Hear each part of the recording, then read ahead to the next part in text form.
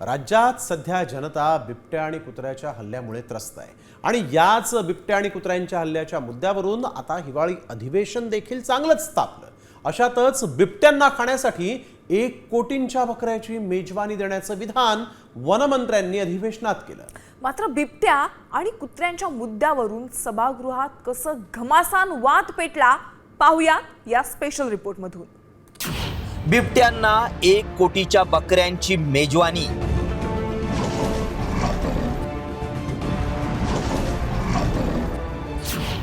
आमदारांना भटक्या कुत्र्यांची भीती।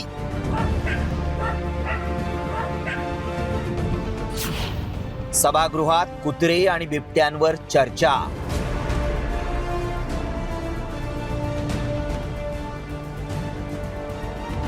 राज्यातल्या ग्रामीण भागात बिबट्यांची आणि शहरातल्या रस्त्यांवर भटक्या कुत्र्यांची सध्या दहशत असल्याचं राज्यातील आमदारांनी हिवाळी अधिवेशनात मान्य केलंय।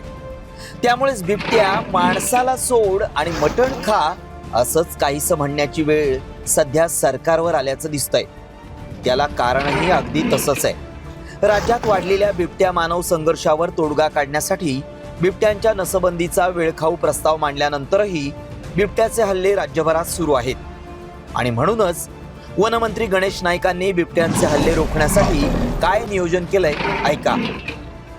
जंगलामध्ये हिंस्र प्राण्यांना जी भक्ष्य पाहिजे ते भक्ष्य उपलब्ध राहिलेलं नाही।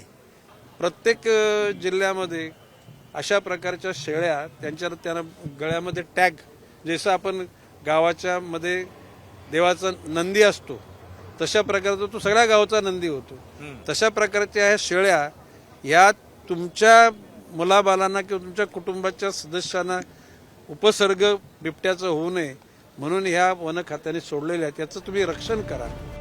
भुकेल्या बिबट्यांसाठी 1 कोटीच्या बकऱ्या सोडून काय साधलं जाणार आहे? कारण एकीकडे बिबट्यांच्या नसबंदीची घोषणा होऊनही त्याचा सकारात्मक परिणाम नाही, तर दुसरीकडे याच हिंस्र बिबट्यांना खाद्य दिलं तरी ते त्यांच्या नैसर्गिक अधिवासात किती काळ राहतील हा प्रश्न आहेच। एकीकडे बिबट्याच्या वाढत्या हल्ल्यावर तोडगा निघत नसताना आता राज्यातील आमदारांनी बिबट्यासोबतच भटक्या कुत्र्यांवरूनही सभागृह दणाणून सोडलंय।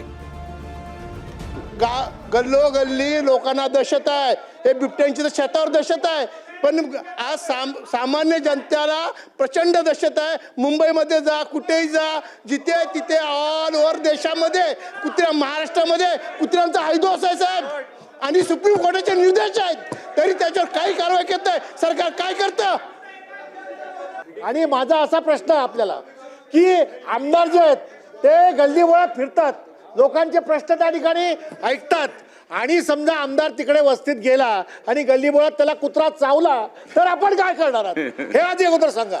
आणि म्हणून अध्यक्ष महोदय मी गंभीर बोलतोय, अध्यक्ष महोदय मी गंभीरतेने बोलतोय, जेव्हा आम्ही वस्त्यामध्ये फिरतो ना तेव्हा कुत्रेच आमच्या मागे लागतात, कुत्रे मागे लागतात, आणि तो चावला तर केवढं मोठं माहित नाही त्याच्यावर संकट असतं। आणि म्हणून हा मजेचा विषय नाहीये। अध्यक्ष महोदय अत्यंत गंभीरपणे बोलतोय, रात्री अपरात्री लोक बाहेर पडू शकत नाही। अध्यक्ष महाराज, ही कुत्री वाढण्याचं कारण काय याच्यावर विचार करा, आणि कुत्री जास्त कुठं असतात? अध्यक्ष महोदय, काही प्राणी मित्र असे आहेत जे कायद्याच्या जो त्रास नागरिकांना होतो त्याचा विचार करत नाहीत। हे प्राणी मित्रांना कुत्र्यांवर जास्त प्रेम आहे, पण ती कुत्री ज्या माणसाला जातं त्यांच्यावर प्रेम नाही, आणि जे प्राणी मित्र आहेत त्यांच्या घरी एक पण कुत्रा नाही। अध्यक्ष महोदय, मी आज सभागृहाच्या माध्यमातून मंत्र्यांना सांगतो, ही सगळी कुत्री प्राणी मित्रांच्या घरी नेऊन सोडा। एकीकडे राज्यात भटक्या बिबट्यांमुळे भीती आहे, तर दुसरीकडे जनतेसोबतच आमदारांना भटक्या कुत्र्यांचंही भय आहे। त्यामुळे आता सरकारनं बेसुमार वाढलेल्या बिबट्यांची भूक जाणून 1 कोटी बकऱ्यांचा बळी चढवण्याचा घेतलेला निर्णय हा किती परिणामकारक ठरतो हे पाहणं महत्त्वाचं तर आहेच। मात्र शहरातील कुत्र्यांचे हल्ले सरकार कसे रोखणार की जनतेला सरकार बिबटे कुत्र्यांच्या बंदोबस्ताचं आणखीन एक नवं लॉलीपॉप देणार हेच पाहावं लागणार आहे। रिपोर्ट साम टीव्ही न्यूज।